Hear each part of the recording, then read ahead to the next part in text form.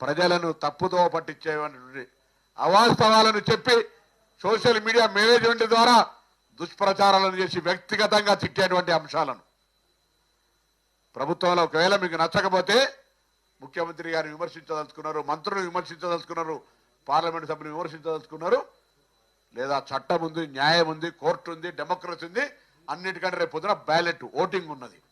అవి వదిలిపెట్టి కొంతమందిని రెచ్చగొట్టి కుటుంబ సభ్యులతో సహా సంబోధించేటువంటి వ్యాఖ్యలు వాటిని మీరు తీవ్రంగా ప్రచారం చేసేటువంటి అంశం మీద నేను సిటీ పోలీస్ కమిషనర్ గారిని కూడా ఆదేశిస్తా ఉన్నాం. అటువంటి వాళ్ళు ఎవరు చర్యలకు పాల్పడ్డా తగిన విధంగా చర్యలు తీసుకోవాలని కోరుతా ఉన్నాం. ఇలా ఇది మంచి సంస్కృతి కాదు. గతంలో అనేక మంది మా వాళ్ళ మీద అటువంటి ఏదైనా ఒక పోస్ట్ క్రియేట్ అయితే ఇళ్లలో అర్ధరాత్రి చేసి అరెస్ట్ చేసి తీసుకొచ్చినారు. ఇలా ఇటువంటి ఆందోళనకరం కలిగించేటువంటి లాంగ్వేజెస్ను ఉపయోగించి